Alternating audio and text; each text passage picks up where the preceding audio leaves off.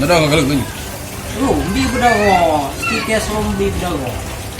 Lah di bulog, romon pakaan menuju dari itu.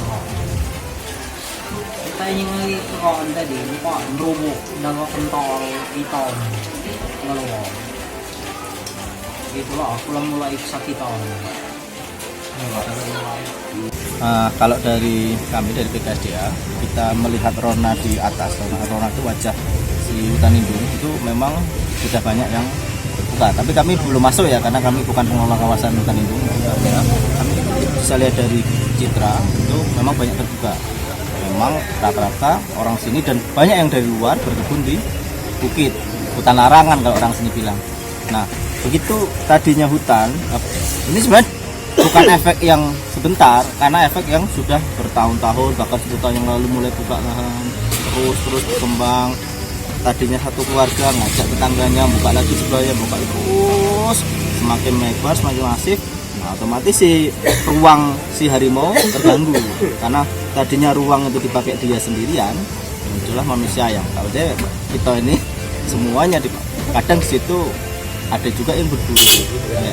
Si rimba candi kan masih sederetan ini juga. Kami langsung kan? Kambing hutan yang sudah sangat langka, itu juga termasuk salah satu si makanan si harimau. Banyak dulu kita sita dari rimba candi tahun 2017. Kemudian rusa, jagung rusa ini banyak keluar dari sini juga katanya. Kalau yang kami memang benar-benar pernah dapeti ya kambing hutan yang pernah kami sita. 7 kepala. Jadi ada dua penyebab utama. Satu kerusakan habitat karena perubahan lahan, alih fungsi. Yang kedua karena ada Perburuan. Dan mungkin juga satu lagi karena kemarau panjang di atas itu kan air mulai menyusut, karena di hulu itu semakin kecil-kecil, kemarau tidak muncul air, mungkin dia ke bawah nyari air.